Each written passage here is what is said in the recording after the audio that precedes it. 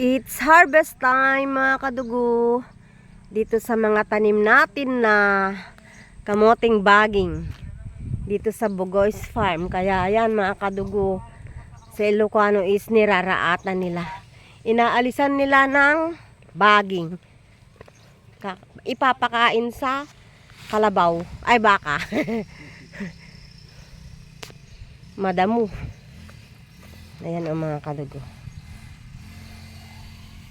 Tapos, pagkatapos alisan ng baging mga kadugo, ay grinagras cutter ng kapatid ko para malinisan.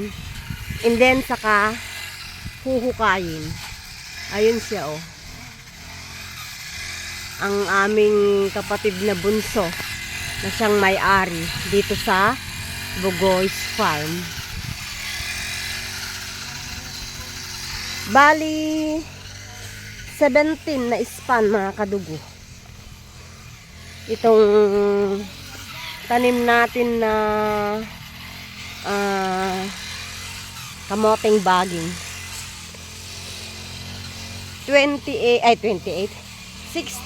na tudling.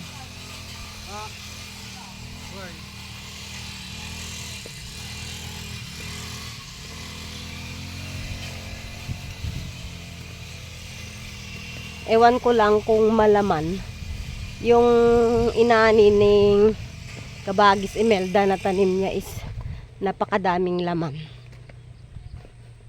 Ang gaganda nitong mga bunga ng mga saging mga kadugo. Pero hindi na kami ang mag-aani. Ayun, oh, ang laki-laki. Ay, ang laki-laki. Ang lalaki mga kadugo. And then tawag dito, makikinis. You know. Oh, ang laki pang kuan. Parang Davao. Ang niya, laki niya, tsaka kinis niya.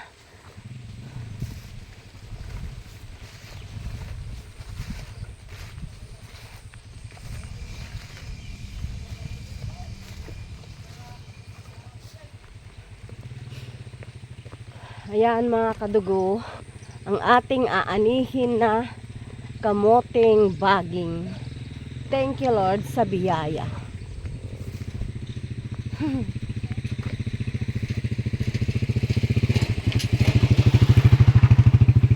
Ay, ang ganda nito mga kadugo. Oh. Tignan nyo, oh. Napakagandang bunga. Madaming bunga mga kadugo. Madaming may bunga pala. Hanggang dito ang ating aanihin.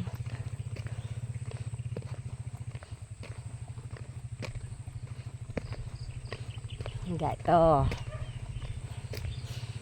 Walang mahayran na mga tao mga kadugo. Kasi maraming trabaho ngayon dito sa aming lugar dahil sa mga tabako.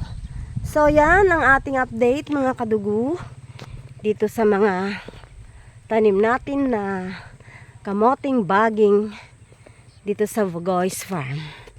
It's harvest time. Thank you Lord God sa walang hanggan, walang sukat na pagkakaloob mo sa amin ng biyaya araw-araw. Ingat tayo palagi mga kadugo, lagi nating tatandaan, mahal tayo ng Diyos, hindi niya po tayo pababayaan. Nabanugak kadugo, maniwala, magtiwala, umasa, sumunod lang tayo sa kanyang mga salita na matatagpuan sa Biblia. So, we need to read the Bible and listen.